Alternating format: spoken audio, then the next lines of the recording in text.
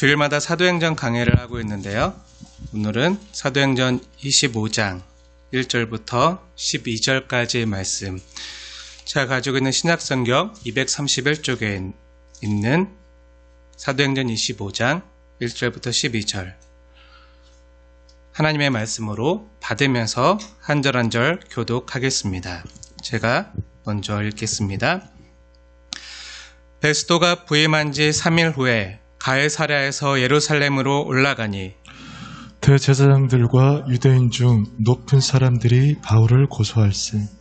베스도의 호의로 바울을 예루살렘으로 옮기기를 청하니 이는 길에 매복하였다가 그를 죽이고자 함이더라. 베스도가 대답하여 바울이 가이사랴에 구류된 것과 자기도 멀지 않아 떠나갈 것을 말하고 또 이르되 너희 중 유력한 자들은 나와 함께 내려가서 그 사람에게 만일 옳지 아니한 일이 있거든 고발하라 하니라. 베스도가 그들 가운데서 8일 혹은 10일을 지낸 후 가이사랴로 내려가서 이튿날 재판 자리에 앉고 바울을 데려오라 명하니 그가 나오매 예루살렘에서 내려온 유대인들이 둘러서서 여러 가지 중대한 사건으로 고발하되 능히 증거를 대지 못한지라. 바울이 변명하여 이르되 유대인의 율법이나 성전이나 가이사에게나 내가 도무지 죄를 범하지 아니하였노라 하니 베스도가 유대인의 마음을 얻고자 하여 바울더러 묻되 내가 예루살렘에 올라가서 이 사건에 대하여 내 앞에서 신문을 받으려느냐. 바울이 이르되 내가 가이사의 재판 자리 앞에 섰으니 마땅히 거기서 신문을 받을 것이라. 당신도 잘 아시는 바와 같이 내가 유대인들에게 불의를 행한 일이 없나이다. 만일 내가 불의를 행하여 무슨 죽을 죄를 지었으면 죽기를 사양하지 아니할 것이나 만일 이 사람들이 나를 고발하는 것이 다 사실이 아니면 아무도 나를 그들에게 내줄 수 없나이다. 내가 가이사께 상소하노라 한대. 베스도가 배석자들과 상의하고 이르되 내가 가이사에게 상소하였으니 가이사에게 갈 것이라 하니라. 아멘. 길고 긴 고난의 터널을 지날 때, 사랑하는 여러분, 오늘 본문에 등장하는 바울은요 2년 넘게 지금 감옥에 갇혀 있는 상황입니다. 사도가 성령에 이끌려서 예루살렘으로 올라가서 주 예수님의 은혜의 복음을 힘있게 전하다가 유대인들에 의해서 죽음의 위협과 심한 고난을 받자 주님께서는 로마 군대를 보내서 바울을 보호하게 하십니다. 그리고 바울이 처음 감옥에 갇힌 2년 전 그날 밤에 주께서 바울 곁에 나타나셔서 이르시되 뭐라고 말씀하셨죠? 23장 11절 보면 담대하라. 내가 예루살렘에서 나의 일을 증언한 것 같이 로마에서도 증언하여야 하리라. 이런 약속을 받는 장면도 우리는 이전에 함께 보았습니다. 그런데 이게 어떻게 된 일입니까? 로마에 가서 증언하리라 말씀하셨는데 로마에 가기는커녕 2년이 넘도록 바울은 여전히 유대 땅에 있는 가이사랴 감옥에 갇혀 있습니다. 바울이 2년 전에 주님의 약속과 비전을 받을 때 바울이 기대했던 것은요, 어찌 보면 그동안 고생이 많았으니까 이제는 형통하고 숭숭장구하게 될 것이다. 하나님이 돕는 사람도 붙여주시고 막혔던 담이 흘리고 로마로 가는, 너가 간절히 바랬던 그 로마로 가는 시온의 대로가 열리면서 잘 되는 것을 기대했을지도 모릅니다. 하지만 오늘 본문이 성경 말씀이 우리에게 보여주는 것은요, 주님께서 바울에게 해주셨던 그 약속과는 전혀 다른 정말 답답하고도 갑갑한 상황이 연출되고 있습니다. 25장을 읽기 전에 24장 마지막 절인 27절 말씀 함께 읽겠습니다. 시작. 이때가 지난 후 보르기오 베스도가 벨릭스의 소임을 이어받으니 벨릭스가 유대인의 마음을 얻고자 하여 바울을 구류하여 두니라. 아멘. 여러분, 이때가 무엇이죠? 이때가 지난 후에. 쉬운 우리말로 하면요 2년입니다. 2년. 바울은 자그만치 2년이 넘게 가이사랴 감옥에 구류되어 있었어요. 죄가 없는 바울이었지만요, 당시 로마 총독이었던 벨릭스가 바울에게 돈을 좀 받을까 싶어서 우리 지난주에 함께 살펴봤죠. 그리고 유대인들의 마음을 얻고자 해서 무죄한 바울을 감옥에 가둬두었던 것입니다. 하지만 유대와 로마의 역사가들의 기록을 보면요, 벨릭스는 유대인들의 마음을 얻기에 실패했어요. 그래서 유대인들의 상소에 의해서 벨릭스는 로마로 소환됩니다. 그 대신 베스도라고 하는 사람이 후임 총독으로 유대에 오게 돼요. 당시 역사가들의 기록에 의하면요, 유대와 시리아 사이에 벌어진 소요 사태를 이 벨릭스 총독이 진압하다가 너무나도 무자비하게 유대인들을 학살하고 진압해서 이 유대 사람들이 로마로 진정서를 보내게 됩니다. 그 내용이 이래요. 벨릭스가 유대 총독으로 있는 한 로마와 우리 유대 사람들의 좋은 관계가 될 수 없습니다. 라는 내용이었어요. 그래서 당시 로마 제국은 식민지 유화 정책을 펼쳤기 때문에 그 유대 사람들이 소요나 소동을 일으키지 않고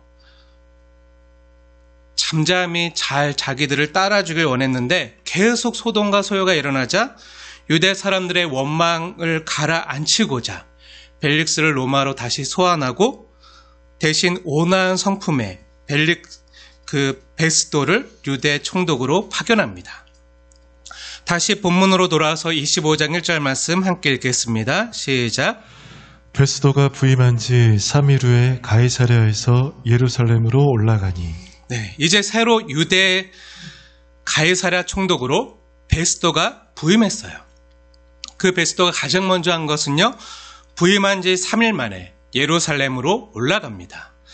베스도는요, 벨릭스로 인해서 로마와 유대 사람들 간의 악화된 관계를 개선하고 또 우호적인 관계로 이끌고자 하는 정치적인 의도로 예루살렘에 올라간 것이죠. 그래서 부임하자마자 가장 먼저 한 것이 예루살렘을 방문해서 당시 유대 사람들에게 가장 큰 영향력을 끼칠 수 있었던 대제사장들과 유대 지도자들을 만나서 이야기를 나눠요. 그렇다 보니까 베스도 총독은요, 우선 유대 지도자들의 소원을 적어도 첫 번째 민원은 들어줄 수밖에 없는 그런 상황이죠. 이 같은 정치적인 복선이 짙게 깔려있는 상황이었습니다. 이러한 때 유대 대제사장들과 유대 지도자들이 사내들인 공회 장로들이 내놓은 제안이 무엇입니까? 2절과 3절 말씀 함께 읽겠습니다. 시작. 대제사장들과 유대인 중 높은 사람들이 바울을 고소할세 베스도의 호의로 바울을 예루살렘으로 옮기기를 청하니 이는 길에 매복하였다가 그를 죽이고자 함이더라. 아멘. 정말 끔찍한 일을 지금 꾸미고 있는 거예요. 베스도가 거절할 수 없는 유대의 첫 번째 민원이자 제안이 무엇입니까? 바울을 예루살렘으로 데려다가 다시 재판하게 해달라는 것이었어요. 그러나 3절에 보여지는 대로 사실 재판하고자 하는 의도는 전혀 없었고요. 재판하자는 게 아니라 바울을 가이사랴에서 예루살렘으로 압송해 오는 그 도중에 바울을 암살해버리고자 하는 음모에서 한 이야기였습니다. 얼마나 유대인들이 바울을 미워하고 싫어했는지 알 수 있는 대목이죠. 유대 사람들이요, 바울을 죽이기 전에는 먹지도 않고 마시지도 않겠다고 맹세했던 그 일이 얼마 전에 있었잖아요. 2년 전에 있었잖아요. 근데 세월이 지나면 잊어버릴 만도 한데 아직도 원한을 품고 바울을 죽이겠다는 거예요. 그것도 대제사장들과 사내들인 공회에 있는 모든 장로들이, 그리고 또 모든 유대 지도자들이 다 같이 한마음이 돼서 바울을 죽이겠다고 지금 벼르고 있는 거죠. 참 악한 사람들입니다. 로마에서 파견된 베스도 총독이 예루살렘으로 친히 올라와서 유대와 좋은 우호관계를 세우고자 하는 그때 베스도 총독이 자신들의 첫 번째 제안을 거부할 수 없을 거라 생각했던 이 사람들은요, 그때 어떤 정책과 어떤 제안을 합니까? 다른 게 아니라 유대 사람들이 잘 살게 해달라는 그런 요청이 아니라 바울을 죽이고자 하는 거였어요. 사람을 죽이고자 하는 제안을 하게 되는 거예요. 바울을 죽이고자 하는 제안을 첫 번째로 내놓는 거죠. 어떻게 보면 로마 총독이었던 베스도의 호의를 가장 악하게 이용하려고 한 거예요. 선의로 대했지만 그걸 악하게 이용하는 거죠. 하지만 베스도는 참으로 지혜로운 사람이었습니다. 당시 역사가들은요, 베스도에 대해서 지혜롭고 정직하고 온유한 사람이라고 로마 역사가들은 짧게 기술하고 있어요. 아무튼 악한 벨릭스 총독의 손을 통해서도 바울의 생명을 지키시고 보호한 하나님께서는요, 이제 착한 베스도 총독의 손을 통해서도 바울의 생명을 지키시고 보호하시는 것을 볼 수가 있습니다. 하나님께서는요, 자신의 백성들을 보호하시기 위해서 꼭 교회나 예수 믿는 사람들을 통해서만 보호하시거나 일하시는 것이 아니라 예수 안 믿는 악인이나 벨릭스 같은 악인이나 또 정부 정책을 통해서도 또 우리 가까운 지인을 통해서도 또 선한 사람을 통해서도 우리를 지키시며 보호하실 수 있는 능력의 하나님이십니다. 아무튼 새로 부임한 지혜로운 베스도가요, 힘들게 예루살렘까지 올라가면서 가능하면 유대 사람들의 마음을 얻고자 해서 자기가 들어줄 수 있는 제안이라면 다 들어주려고 마음 먹었지만 그 유대 사람들의 악한 의도를 베스도가 눈치챈 것이죠. 그 악한 의도를 눈치챈 베스도는요, 그 자리에서 그들의 요청을 거절합니다. 거절하고 뭐라고 하죠? 필요하면 내가 가이사라에서 다시 재판을 할 것이니 너희들 중에 유력한 자들이 가이사라로 와서 그에게 정말 범법한 제목이 있다면 다시 고소하기 바란다 라고 처사합니다. 어찌 보면 유대인들의 요청을 들어주었다가 로마 시민권자였던 바울이 가는 도중에 암살을 당하기라도 했다면 로마 제국과 또 유대 나라 사이에 큰 정치적인 어려움이 생길 것까지 예상하고 내린 지혜로운 처사라고도 할 수 있을 것입니다. 얼마 전에도 우리나라 서해에서 우리나라 국민이 북한군에 의해서 총살을 당해서 정치적으로 얼마나 어려운 일을 당했습니까? 근데 당시 바울은 로마 시민권자였어요. 로마 시민권자가 유대 사람들에 의해서 암살을 당한다. 크나큰 정치적인 분쟁의 소지가 있게 되는 거죠. 아무튼 이렇게 해서 바울을 다시 재판하는 이야기가 오늘 우리가 함께 읽은 본문에 나타나고 있습니다. 예루살렘으로 데려가지 않고 예루살렘에 사는 바울을 고소하는 사람들을 가이사라로 내려오게 해서 베스도 총독의 간할 하에서 다시금 재판을 벌이는 거죠. 이 본문을 함께 자세히 따라오기 바라면서 함께 본문 말씀을 살피겠습니다. 본문 말씀에 집중하시면서 한 절 한 절 잘 따라오시기 바랍니다. 6절부터 보겠습니다. 6절. 베스도가 예루살렘에서 8일에서 10일 가까이 일주일 넘게 머물다가 가이사라로 데려가자마자 다시 그 이튿날 다시 공개 재판을 열고 바울을 부릅니다. 7절. 바울이 나오자 예루살렘으로부터 내려온 많은 유대인들이요 바울을 고소하고 고발하지만 그 누구도 그 증거를 대지 못합니다. 8절. 바울은 자신이 아무 죄가 없다고 변론합니다. 9절. 베스도가 유대인들의 마음을 얻고자 해서 바울에게 그렇다면 너가 예루살렘으로 올라가 이 사건에 대해서 신문을 받겠느냐 하고 유대인들의 요청을 들어주는 척합니다. 10절. 하지만 바울이 내가 유대인들에게 불의한 일을 행한 일이 없으니 로마 시민권자로서 내가 가이사의 재판 자리 앞에 서서 거기서 신문을 받겠습니다 라고 말을 합니다. 그리고 11절. 만일 내가 어떤 불의나 잘못을 행하여 죽을 죄를 지었으면 내가 죽을 것이고 만일 이 유대 사람들이 나를 고발하는 것이 다 사실이 아니면 아무도 나를 그들에게 내어줄 수 없습니다. 내가 가이사께 상소합니다. 가이사가 누구죠? 카이사르라고도 얘기하고 시저라고도 얘기해요. 로마 황제입니다. 로마 황제께 상소합니다. 라고 말을 하는 거예요. 그리고 베스도 총독은요, 최종적으로 배석자들과 상의하고 바울, 너가 황제에게, 가이사에게 상소하였으니 가이사에게 갈 것이라 하고 최종 판결을 내립니다. 그리고 예루살렘으로 올려보내지 않는 거예요. 이것이 우리가 함께 읽은 오늘 본문의 내용입니다. 사랑하는 여러분, 지금 상황이 어떻게 되고 있습니까?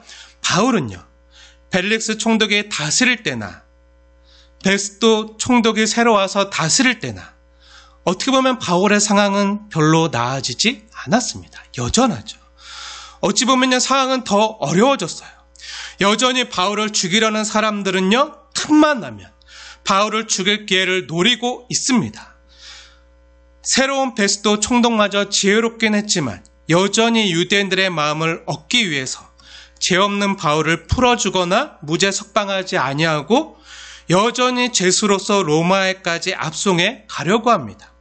베스도 역시 바울이 아무 죄가 없는 무죄한 사람인 줄 알았어요. 지혜로운 자였기에 너무 잘 알았겠죠. 하지만 유대인들의 마음을 얻고자 해서 바울을 무죄 석방해서 풀어주지 않습니다.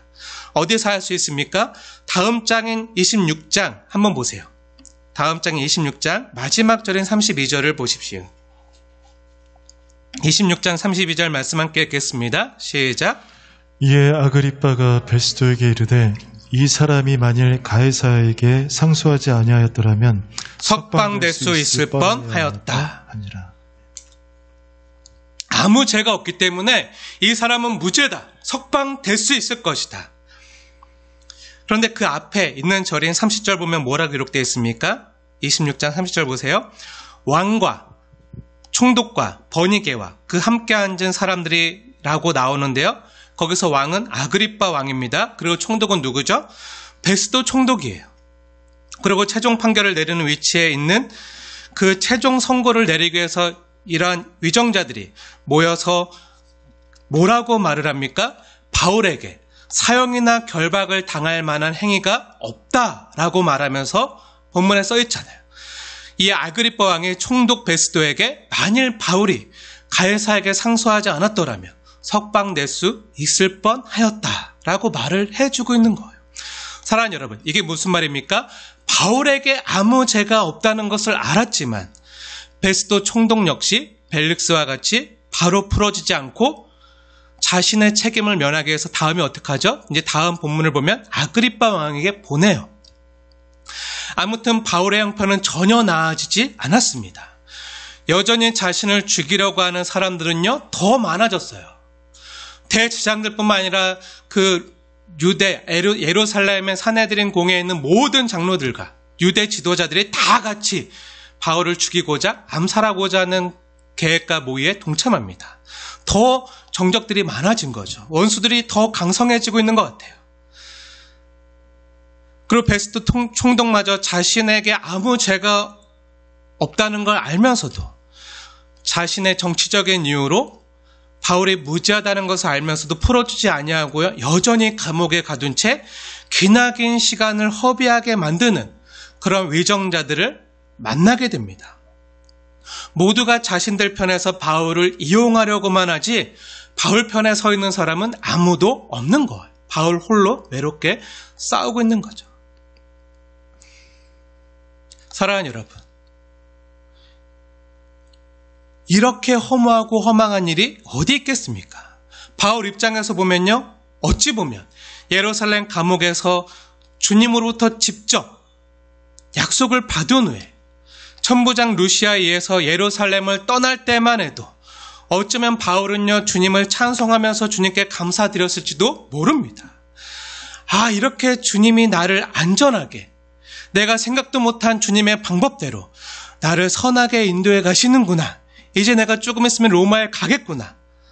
이렇게 생각했을지도 몰라요. 그런데 가이사랴에 와서요, 꿈쩍도 않고 제수의 신분으로 2년이 넘게 감옥에 갇혀만 있는 거예요. 앞으로 가야 할 거리가 예루살렘에서 가이사랴로 온 거리보다 수십 배를 더 가야 되는데 아무 진척이 없이 그냥 허송세월만 하는 답답하고도 괴로운 시간을 보내는 거죠. 하나님으로부터는요, 아무 진척도 없고 아무 진전도 없는 것 같은데 자신을 죽이려고 하는 대적자들은 시간이 지나면 지날수록 더 많아지고 이제 정권이 바뀌면 좋아지겠지.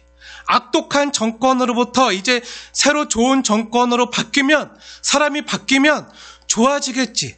잠시나마 기대했지만 자신의 현실은요, 자신의 처지는 전혀 달라진 것이 없고 여전히 삶이 고되고 힘든 거예요. 고난만 지속되는 거예요. 정권이 바뀌었지만 아무 나아지는 게 전혀 없고 오히려 더 어려워지는 거예요.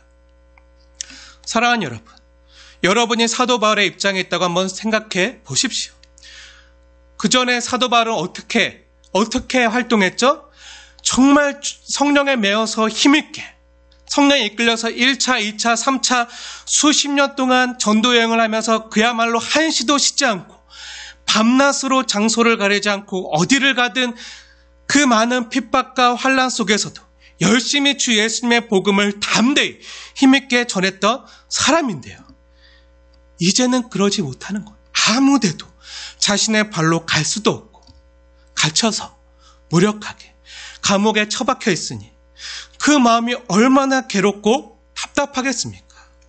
여기에 이렇게 있을 게 아니라 빨리 로마에 가서 복음을 전해야 되는데, 아니 땅끝까지 이르러 복음을 전해야 되는데 여기 이렇게 아무것도 못한 채 무의미하게 시간만 보내고 허송세월하면서 갇혀 있어야 되는가?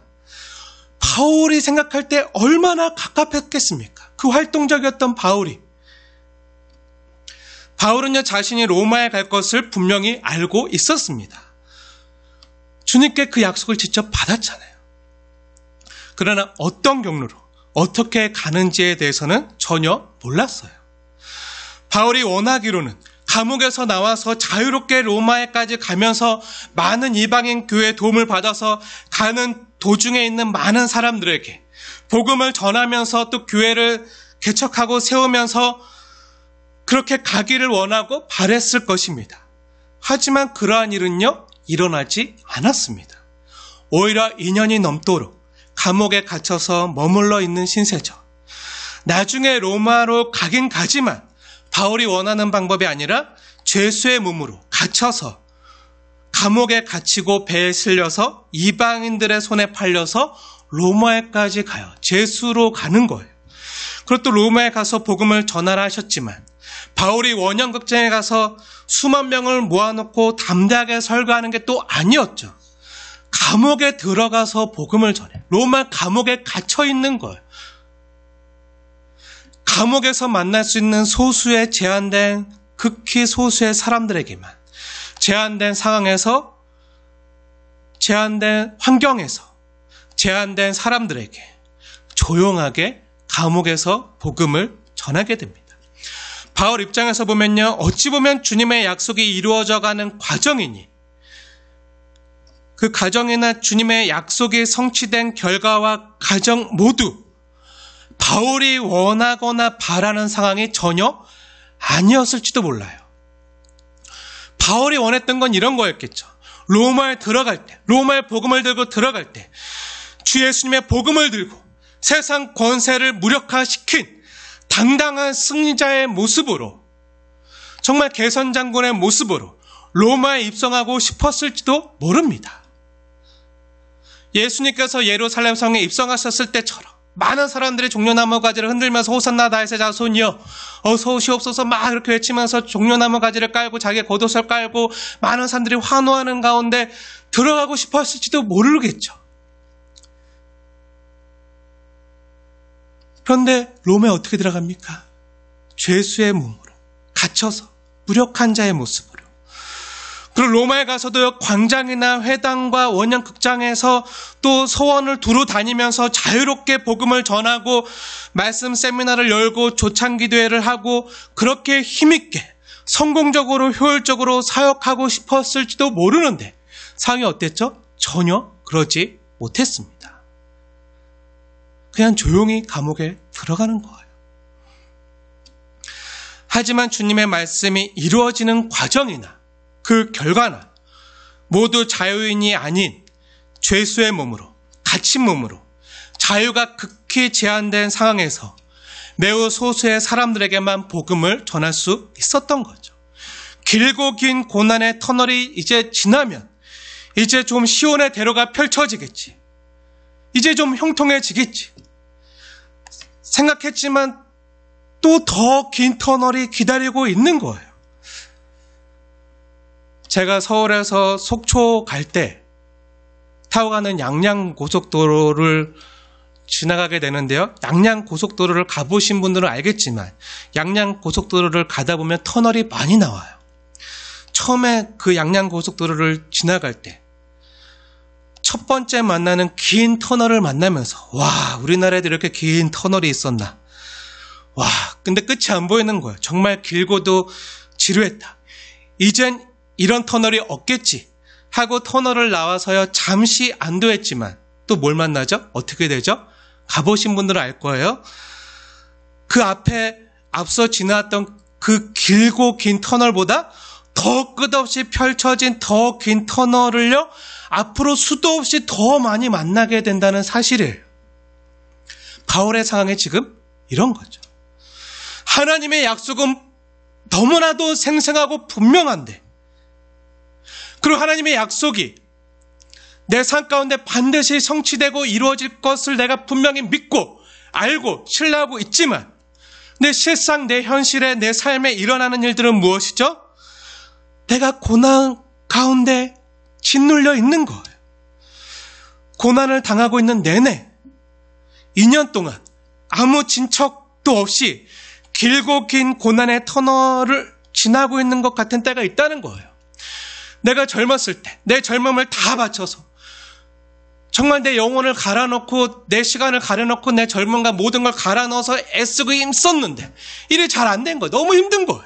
그래서 그 일이 끝나고 이제 이런 힘든 시간이 다 끝났으니까 이젠 좀 좋아지겠지 기대했는데 어떻게 되죠? 안 좋아지는 거예요. 더 힘들어지는 일이에요.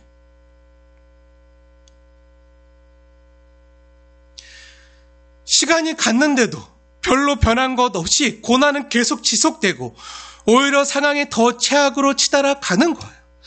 하나님으로부터 일어나는 진척은 전혀 보이지 않는데, 하나님의 일하심과 역사하심은 내 삶에 찾아볼 수가 없는데, 오히려 원수들과 대적들은 점점 더 강성해지고 더 큰 세력을 얻어가는 것 같고, 그래서 나는 더 힘들어지고, 이렇게 보일 때가 정말 많이 있다는 거예요. 사랑하는 여러분, 겉으로 보면요, 상황은 점점 더 최악으로 치달아가는 것이 분명한데, 그렇게 보여지는데, 놀라운 것은요, 하나님이 때론 그러한 방법으로 하나님께서는 자신의 약속을 우리 삶에 놀랍도록 이루어 간다는 사실입니다. 우리에게 가는 경로는 말씀해 주시지 않아요. 갈 바를 알지 못하고 가는 거예요. 그 과정에서의 어려움도 말씀해 주시지 않는 거예요. 언제 가리라, 언제 이루어질 것이다, 어떻게 될 것이다, 언제까지 참으면 된다, 말씀 좀 해주시면 좀 속 시원하겠는데 그러지도 않는 거예요. 이 코로나가 언제까지 지속될지도 몰라요. 우리가 지금 힘든 상황이 언제까지 이루어질지 모르는 거예요. 하지만 분명히 하나님의 약속은 이루어지고 가기는 갈 거라는 거예요. 반드시 주님의 약속은 성취될 거라는 거죠. 주님의 약속은 반드시 성취될 것을 믿지만, 또 주님의 약속은 분명하지만 언제 어떻게 이루어지는지 몰라서 정말 힘들 때가 많아요. 그럼 이때 필요한 것이 뭐죠? 우리가 할 수 있는 게 뭐죠? 그냥 버티는 거예요. 버티는 거. 견디는 것입니다. 성령의 9가지 열매 중에 오래 참는 거. 성령님께서 우리 안에 그것을 이루어 가시는 거예요. 주님의 약속을 믿고 오래 참는 것 외에 그 열매만 자꾸 매달리는 거예요. 쓴데, 안 먹고 싶은데, 떫은 감 같은데. 근데 감이 그렇게 빨갛게 매달려 있기까지, 그 감이 열매가 맺혀지기까지 태풍이 한 서너 개는 지나갔고요. 모진 추운 바람과 비와 그 모든 것들이 그 감 안에 빨갛게 익어질 때, 지금 당장은 떫고 먹기 힘들지만 나중에 달고 단 그 열매가 되어질 때까지 성령의 9가지 열매 중 오래 참음의 열매를 맺게 하시는 거죠. 근데 그것밖에, 그 열매밖에 우리가 먹을 수 없는, 너무 떫은데, 너무 쓴데, 약속을 바라보고 오늘 주어진 하루하루를 힘겹게 태풍이 와도 견디고 비바람이 몰아쳐도 견디고 추운 밤이 있어도 견디지만 그냥 하루하루 견뎌서 그냥 가지 끝에 매달려 있는 것밖에 우리가 할 수 있는 게 없을 때가 너무 많아요. 그렇다고 해서 이러한 힘겨운 나날들이 언제 끝날지 기약도 없어요. 그렇게 주님께서는요, 사도뿐 아니라 우리를 인도해 가실 때가 많다는 거예요. 그런데 놀라운 성경의 복음과 진리가 무엇인지 아십니까? 우리가 삶의 현실과 경험 가운데 체험적으로 잘 와닿지 않아서 그렇지, 우리가 인식하든지 인식하지 못하든지 주님께서는 우리가 주님의 약속을 붙들고 힘겹게 하루하루 내딛는 그 발걸음 속에 함께 동행하실 뿐만 아니고 다시 힘을 내서 걸어갈 힘을 주고 계시다는 사실이에요. 임마누엘 하고 계시다는 사실입니다. 어디에서 알 수 있습니까? 구약과 신약성경 모두에서 한결같이 우리에게 증언해주는 바입니다.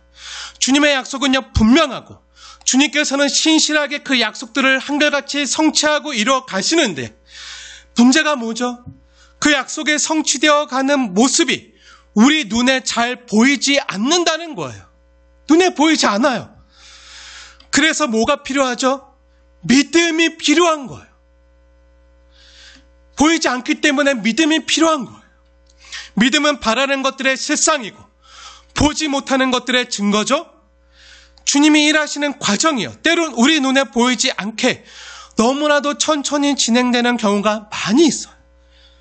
그래서 주님이 우리와 함께 있는데도, 우리와 함께 동행해 주심에도 우리가 전혀 인식하지 못하거나 알지 못하거나 보지 못하는 때가 많이 있다는 거예요. 그래도 주님 우리와 함께 하십니다. 어디서 나타나죠? 구약 성경에도 보면요, 요셉이 주님으로부터 분명한 약속을 받잖아요. 꿈의 사람 요셉. 하나님께서 요셉에게 2번이나 분명한 꿈을 주시고 하나님의 약속을 받잖아요. 그리고 그 꿈 때문에, 하나님의 그 약속 때문에 힘들어지잖아요. 형제들에 의해서 미움을 받고 노예로 팔려요. 구덩이에 빠지고 노예로 팔리는 거예요. 노예로 팔렸을 때도 하나님은 요셉과 함께 계셨을까요? 안 계셨을까요? 당연히 함께 계셨죠. 믿으십니까? 아멘. 그럼 그때 요셉은 노예로 팔렸을 때 자신과 함께 하시는 하나님의 현존과 임재를 느끼거나 볼 수 있었을까요? 요셉의 고백대로라면요, 요셉의 고백에 나타나 있는 시편 105편이 있는데 그 시편 105편의 고백대로라면 요셉은 알 수 없었습니다. 구덩이에 빠졌을 때, 노예로 팔렸을 때 하나님이 나와 함께 하시다면 어떻게 이런 일이 있을까? 하나님이 함께 하시는 것을 느낄 수가 없었어요. 하지만 하나님은 요셉과 함께 계셨습니다. 그럼 보디발의 아내가요, 요셉에 대해서 거짓말을 하고 억울하게 감옥에 집어넣었을 때 그때도 요셉은 하나님과 함께 있었을까요? 하나님께서 그 요셉과 함께 계셨을까요? 아멘입니까? 아멘. 물론 하나님께서는 그 요셉이 억울한 일을 당하고 감옥에 갈 때, 그 감옥에 처박혀질 때도 함께 계셨습니다. 어디에요? 감옥 안에 함께 계셨어요. 하나님은 요셉과 함께 계셨습니다. 그렇다면 그때 감옥에서 요셉은 하나님의 현존을 보았습니까? 하나님이 자신과 함께하는 것을 느낄 수 있었습니까? 성경대로라면요, 시편 105편의 고백대로라면 요셉은 그때도 하나님이 자신과 함께하는 것을 느낄 수도 알 수도 없었어요. 분명히 하나님께서 나에게 말씀하셨고 이 말씀이 이루어질 텐데 어떻게 이루어질지, 언제 이루어질지 알지 못하는 거예요. 그리고 정말 하나님이 나와 함께 하시는지도 못 느끼는 거죠. 현실이 너무 힘드니까. 오늘 본문의 사도 바울 사도는 2년이지만요. 요셉은 노예로 팔려서 감옥에서 나올 때까지요. 무려 17년 이상을 정말 길고 긴 고난이 끝나지 않는 터널 같은 그 시간들을 어떻게 하죠? 그냥 견뎌오고 인내하고 있을 뿐이에요. 하지만 하나님께서 요셉이 노예로 팔렸을 때 하나님 앞에서 거룩을 지키고자 보디발의 아내를 거절하고 누명을 쓰고 감옥에 갔을 때, 그리고 감옥에서 길고 긴 수감 생활을 하고 있을 때 하나님은 요셉과 함께 계셨습니다. 요셉은 알지 못했지만 성경은 분명하게 얘기해요. 그것이 성경이 분명히 증거하는 바입니다. 어디서 그렇게 증거합니까? 궁금하신 분들 한번 찾아보세요. 구약성경 창세기 39장 2절 말씀. 여러분 가지고 있는 성경책 60쪽입니다. 구약성경 60쪽 39장 2절 말씀 한번 찾아보세요. 우리가 너무 힘들 때 하나님이 정말 나와 함께 하시는 게 맞나? 그런 의문과 물음표가 들 때 그때 하나님이 어떻다고요? 창세기 39장 2절 말씀 제가 읽겠습니다. 2절. 여호와께서 요셉과 함께 하심으로 그가 형통한 자가 되어 그의 주인 애굽 사람의 집에 있으니. 노예로 팔렸을 때, 애굽 사람의 집에 있을 때, 그의 주인 노예로 팔려서 있을 때도 하나님이 요셉과 함께 하셨습니다. 그리고 창세기 39장 21절 보세요. 그 밑으로 내려와서 21절 말씀 제가 읽겠습니다. 여호와께서 요셉과 함께 하시고 그에게 인자를 더하사 간수장에게 은혜를 받게 하시매. 언제죠? 감옥에 있을 때. 감옥에 있을 때 요셉과 함께, 요셉이 억울한 누명을 쓰고 감옥에 갇혀 있을 때 하나님이 함께 하시고. 이 두 구절 모두 우리가 참 좋아하는 말씀이잖아요. 여호와께서 요셉과 함께 하심으로 그가 형통한 자가 되어. 여호와께서 요셉과 함께 하시고 그에게 인재를 더하사. 너무 좋아하는 말씀이잖아요. 근데 그 상황이 어땠죠? 그때가 언제였습니까? 요셉이 노예로 팔렸을 때예요. 요셉이 억울한 누명을 쓰고 감옥에 갔을 때예요. 요셉의 편에서 보면 정말 절망적인 상황이죠. 이때 요셉은 하나님이 자신과 함께 하셨지만 그것을 인식하지도 하나님의 현존을 느끼지도 못했습니다. 그래서 이러한 요셉의 상황을 기록하고 있는 시편에서는 무엇라고 고백하죠? 시편 105편 한번 보세요. 시편 105편. 시편 105편 17절부터 19절 말씀입니다. 중요한 말씀이라 함께 찾아서 함께 읽기를 원합니다. 구약성경 879페이지에 있습니다. 구약성경 879페이지 시편 105편 17절부터 19절 말씀 함께 읽겠습니다. 시작. 그가 한 사람을 앞서 보내셨으며 요셉의 종으로 팔렸도다. 그의 발은 착고를 차고 그의 몸은 쇠사슬에 매었으니 곧 여호와의 말씀이 응할 때까지라. 그의 말씀이 그를 단련하였도다. 잘 보세요. 17절에 그는 누구입니까? 주어가 중요한데요. 그는 누구죠? 그는 하나님이십니다. 하나님께서 한 사람을 앞서 보내셨는데 그가 요셉이에요. 근데 어떻게 보내십니까? 하나님이요. 꿈의 사람을, 자신이 약속을 준 그 사람을 어떻게 보내죠? 종으로 팔려 보내요. 그리고 요셉의 처지는 어떠합니까? 그의 발은 착고를 차고 그의 몸은 쇠사슬에 매었으니. 네, 이 18절 말씀을 원문 그대로 다시 읽으면요, 그 밑에 보면은 그 각주가 붙었잖아요. 혼, 희혼 써있잖아요. 원문 그대로 읽으면요, 요셉의 몸과 영혼은 쇠사슬에 꿰뚫렸습니다. 요셉의 혼이, 몸이 아니라 요셉의 혼이, 영혼이 쇠사슬에 꿰뚫렸으니. 이게 원문 그대로 직역한 거예요. 그렇게 기록되어 있는 거예요. 언제까지요? 곧 여호와의 말씀이 응할 때까지. 무려 17년간 그의 말씀이 그를 단련하였도다. 여호와의 말씀이 응할 때까지.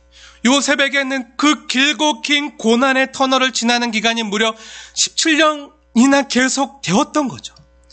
성경을 보면요, 분명히 여호와께서 요셉과 함께 하셨고, 여러 차례 말하잖아요. 39장에만요 3번이나 여호와께서 요셉과 함께 하심으로 요셉이 형통했다라고 3번이나 기록되어 있어요. 근데 그때가 노예로 팔렸을 때랑 감옥에 갇혔을 때예요. 여호와께서 요셉과 함께 하셨고 여호와의 말씀이 응하고 이루어져가는 시기임을 분명히 성경은 증언하고 있는데, 요셉은 그 당시에 그 하나님의 현존과 임재를 느끼고 있었나요? 몰랐나요? 느끼지 못하는 거예요. 알지 못하는 거예요. 왜 나에게 이런 일이 생기나? 오히려 시편에 쓰여진 고백처럼 바른 착고를 차고 자신의 몸과 영혼은 쇠사슬에 꿰뚫린 것처럼 넋이라도 있고 없고 정말 힘들어서 낙심해서 풀이 죽어서 절망해서 다 너무 삶의 짐이 무거워서 소망이 없어서 영혼이 쇠사슬에 꿰뚫린 거예요. 넋이라도 있고 없고, 우리 말로 쉽게 하면 뭐죠? 멍 때리는 거예요.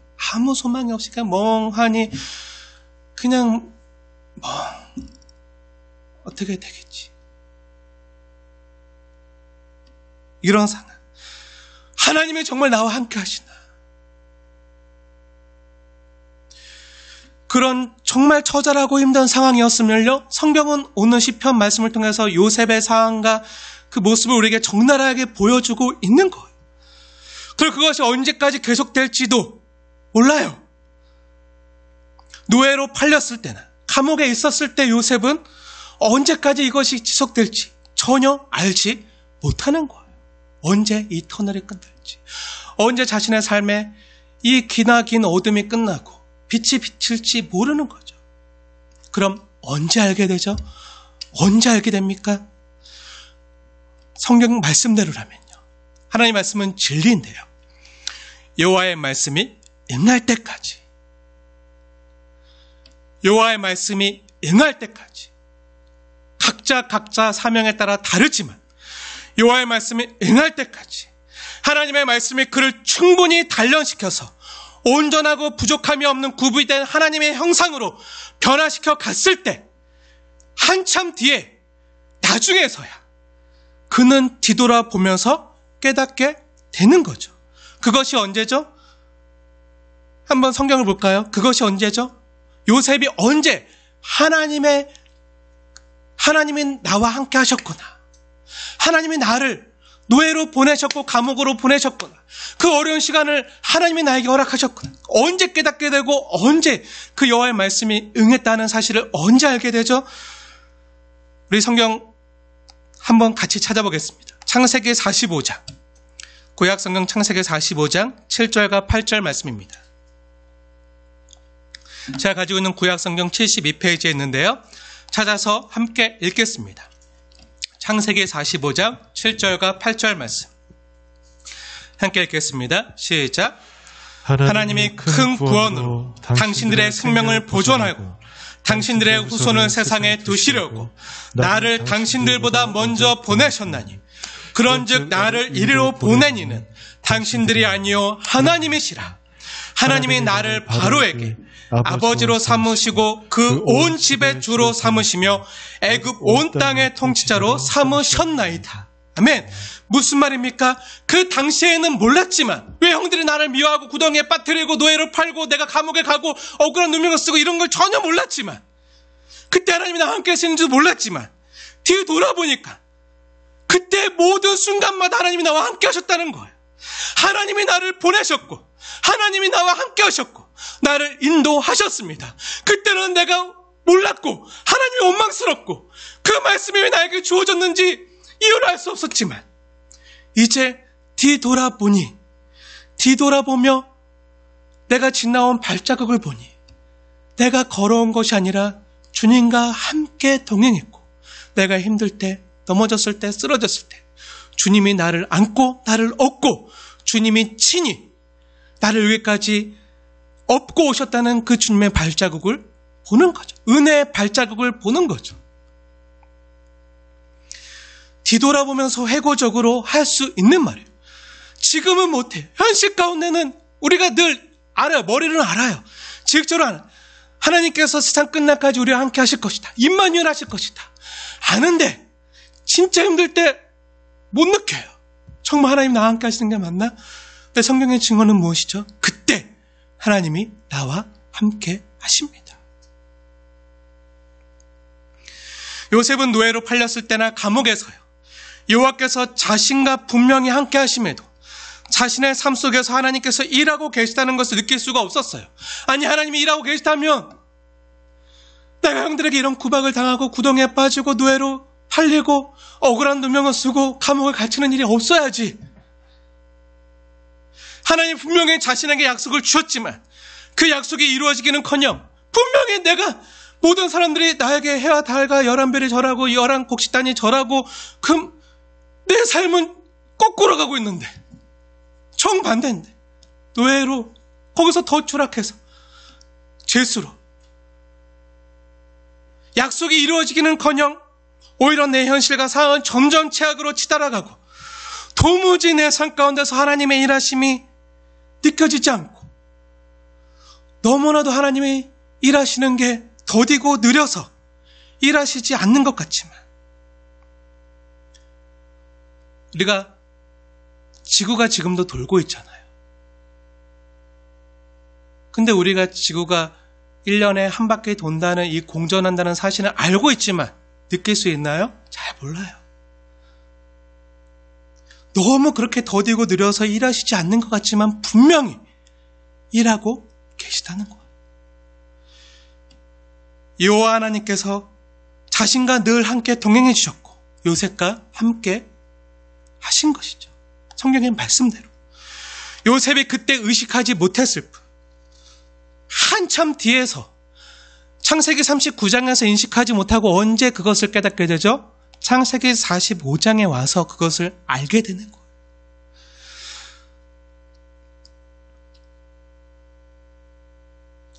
요셉이 노예의 자리, 착고의 메인 감옥의 자리, 비록 가장 낮고 천한 자리, 모두가 원치 않는 최악의 자리에 떨어져 있었지만 하나님께서는 요셉과 함께 하셨고 하나님의 방식으로 조금씩 보이지 않게 일해 오셨던 거죠. 다만 요셉은 고통 중에 울부짖으며 때론 몸과 영혼이 쇠사슬에 꿰뚫린 것처럼 정말 멍하며 넋이라도 있고 없고의 그 절망스럽고 낙심된 상황에도 하나님의 약속을 붙들고 하루하루 견디며 살아가는 것밖에 없었어요. 그냥 하루하루 성실히 사는 거죠. 견디는 거죠. 하지만 그렇게 인내는 연단은 소망을 이루어가시는 하나님께서 요셉과 함께 하시면서 요셉이 원하는 방식은 아니었지만 하나님의 방법과 하나님의 때, 사람이 생각지도 못한 방법으로 하나님은요, 요셉뿐 아니라 요셉과 관련된 모든 사람들과 민족과 세상을 구원하시기 위해서 요셉을 준비시켜 오시고 요셉과 함께 일하신 것이죠. 지금까지 우리가 구약을 살펴봤다면요, 다시 본문으로 돌아와서 오늘 신약 성경에 나타나는 바울의 삶을 함께 살펴보겠습니다. 바울이 나중에 지금 이 사도행전에 있는 이러한 상황과 지금 자신이 감옥에 있는 상황, 이 모든 상황들을 뒤돌아보면서 고백하는 성경 구절이 있는데요. 바로 빌립보서 1장입니다. 옥중서신이라고도 불리는 빌립보 교회 성도들에게 보낸 옥중서신인데요. 빌립보서 1장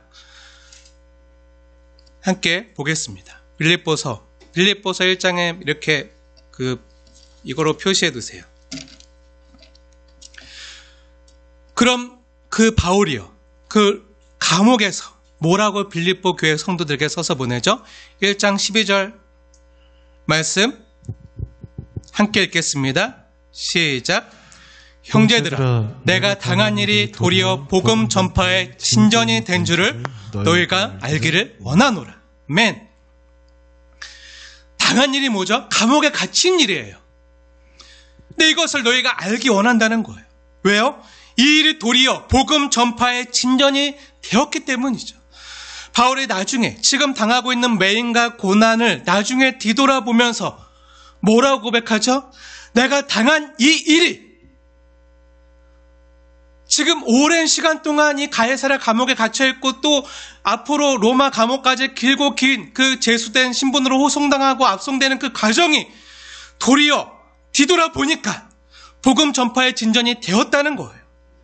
지금 바울은 왜 이 가이사랴 감옥에서 이렇게 오랜 시간 동안 죄수의 몸이 되어 갇혀 있어야 되는지, 그리고 얼마나 더 이런 죄수의 몸으로 지내야 되는지 아무리 오래 생각해도 알 수가 없고, 헛된 고난과 역경과 수모와 억울함 같은 그런 많은 고생을 해야 되는지 지금은 알 수가 없어요. 어쩌면 주님, 제가 왜 이런 억울한 일을 당해야 됩니까? 왜 제가 이런 고생을 해야 됩니까? 언제까지 이래야 됩니까? 이것이 하나님의 뜻입니까? 주님의 뜻, 하나님의 말씀을 제가 직접 들어서 알고 있잖아요. 너가 로마에까지 가서 나를 증언해야 하리라. 근데 지금 여기가 로마가 아니잖아요. 감옥에 갇혀있는데 언제 가요? 어떻게 가요? 이게 하나님의 뜻입니까? 이렇게 답답해하면서 하소연했을 수도 있을 거예요. 근데 나중에 로마에 이르러서 거기서도 제수죠. 제수로 로마 감옥에 갇혀서 되돌아보면서 빌립보 교회 성도들에게 편지를 써서 보낼 때 비로소 거기서 오묘한 하나님의 섭리와 경륜을 깨닫는 거죠. 왜 자신이 그런 오랜 시간 동안 감옥에 갇혀 있었는지, 그리고 그 감옥에서 제수로 있었던 그 일들이 오히려 복음의 진보가 되었다고 뒤늦게 뒤돌아 보았을 때 깨닫게 되는 거죠. 또 이 사실을 너희들이 알기 원한다. 나만이 아니라 너희들이 알기 원한다. 라고 고백하는 거예요.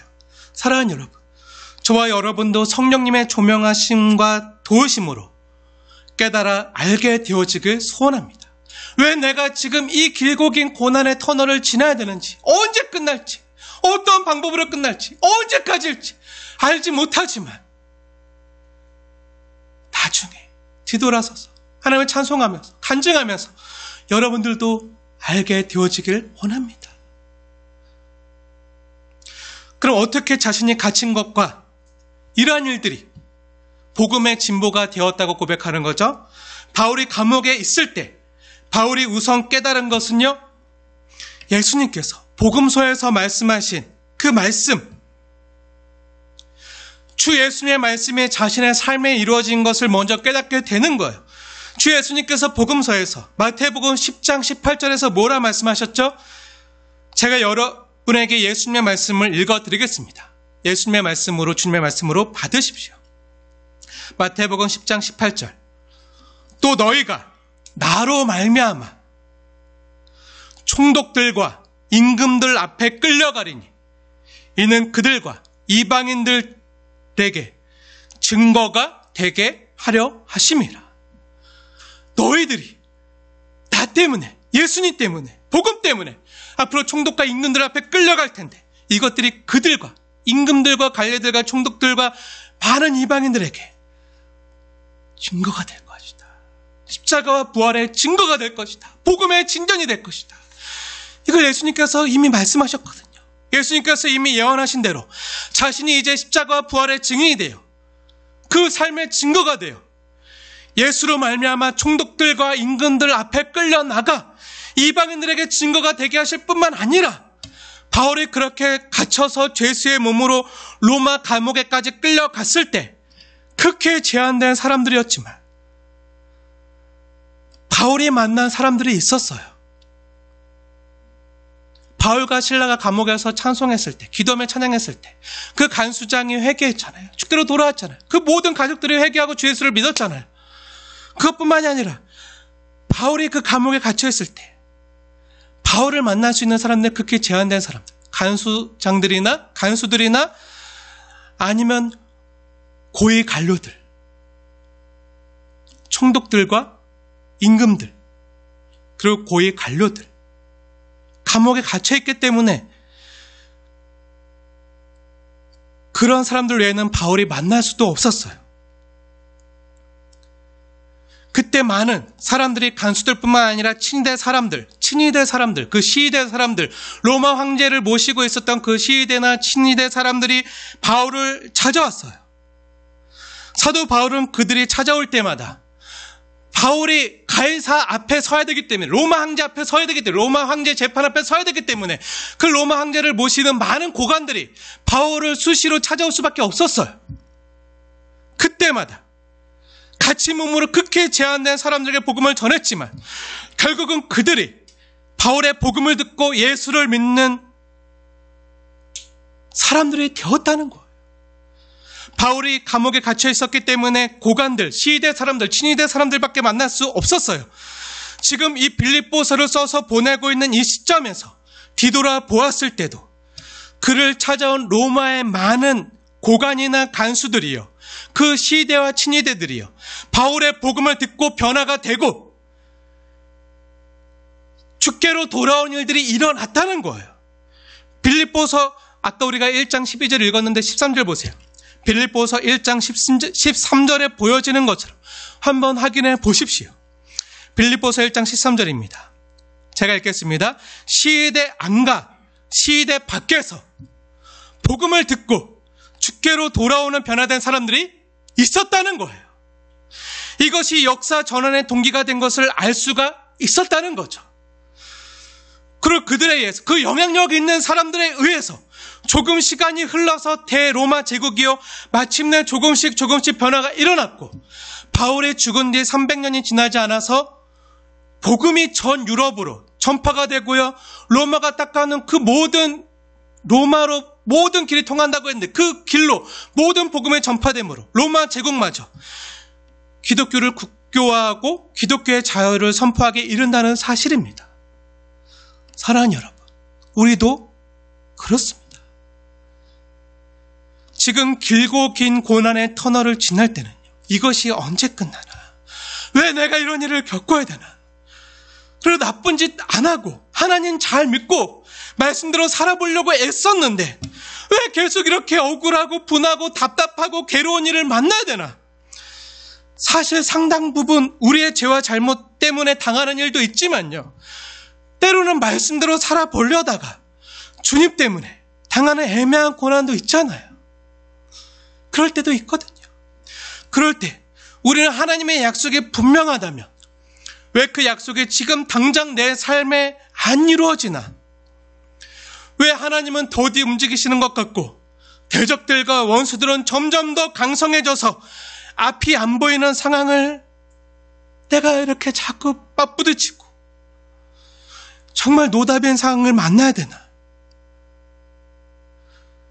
요셉이나 바울과 같은 생각이나 고백을 할 때가 우리도 성도들에게도 있다는 거예요.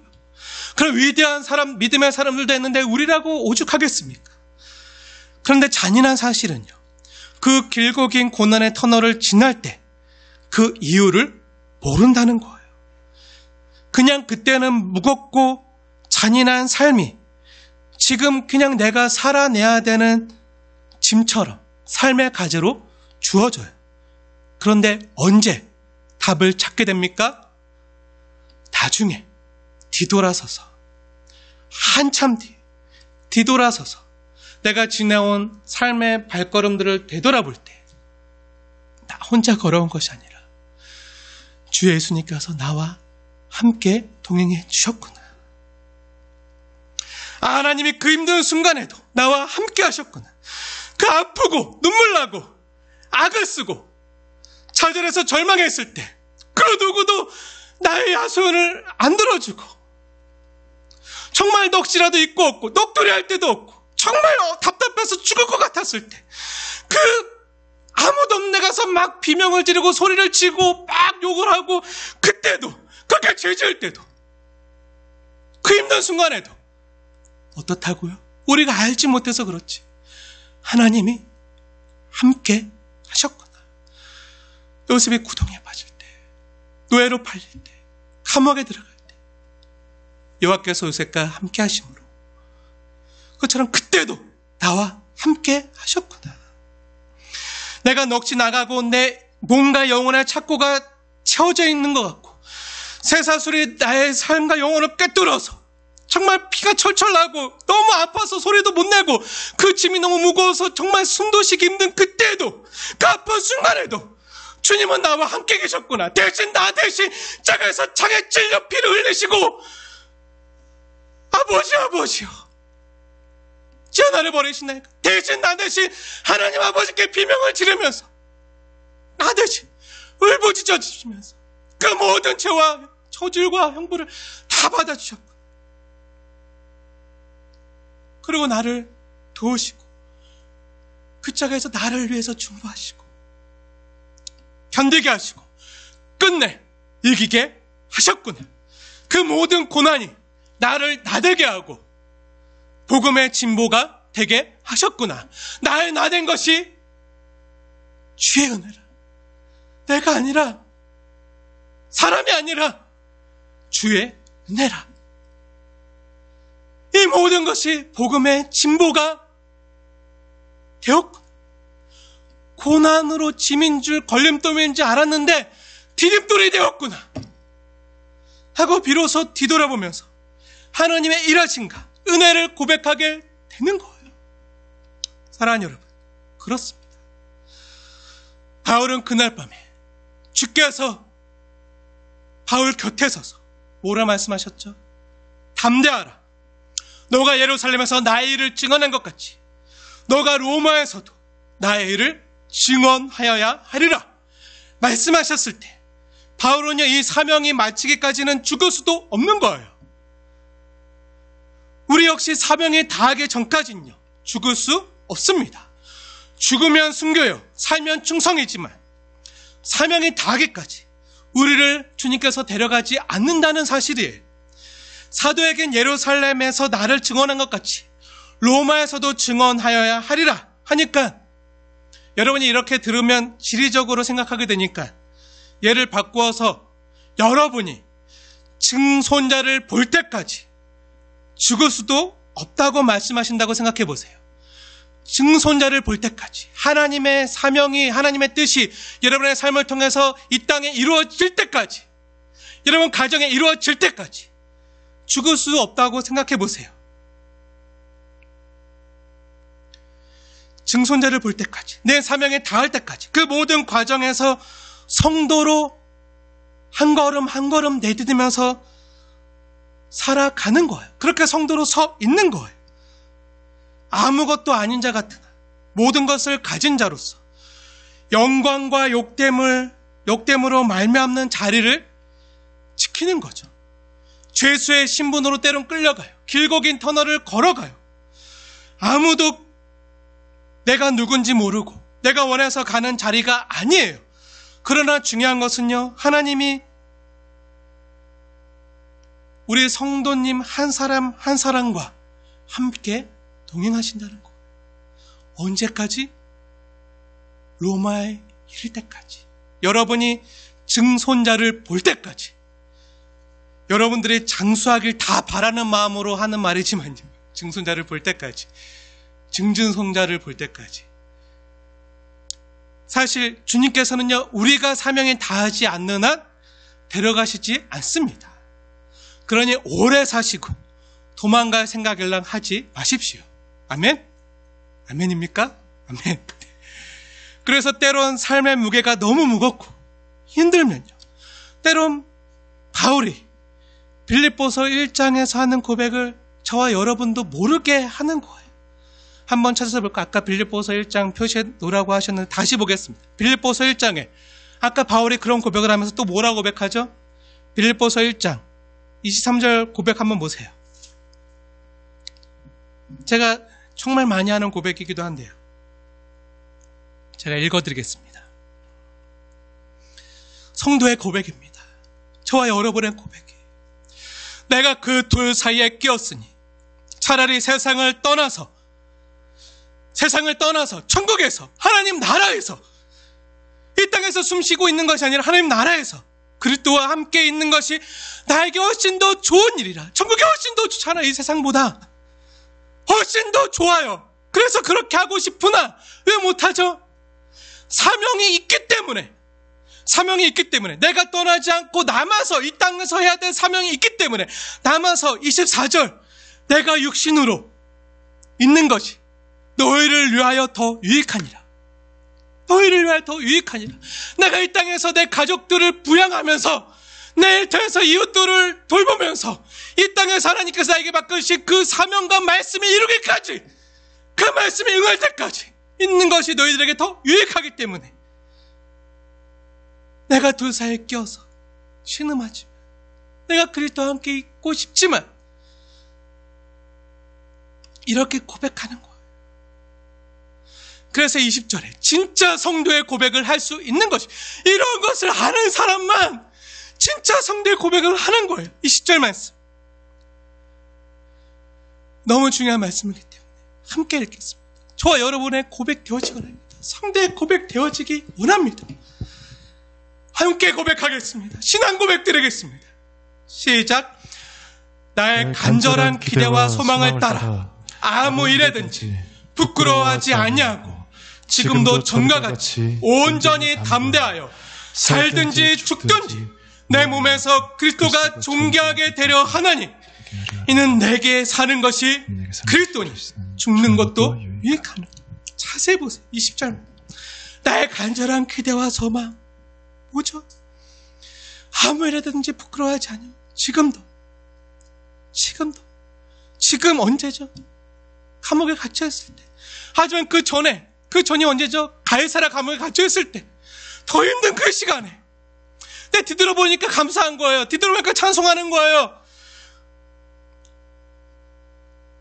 더 힘든 순간에. 그리고 지금도. 앞으로도 더 힘든 시간이 올지 모르지만 언제나 온전히 담대하여 살든지 죽든지, 죽을 만큼 힘들어도요. 어떻게 해요? 간절한 기대와 소망이 뭐밖에 없는 거죠.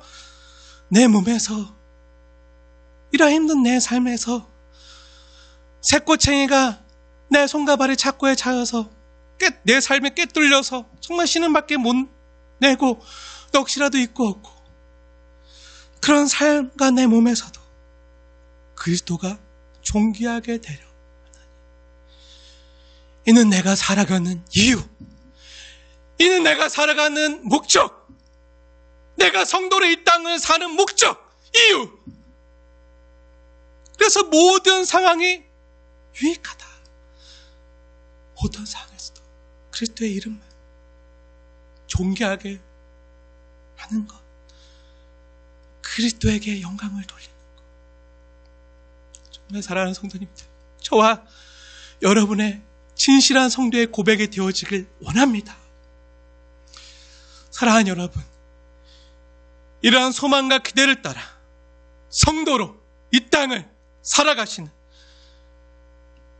기나긴 터널을 지나가시는 저와 여러분 되어지길 주님의 이름으로 간절히 축원을 드립니다.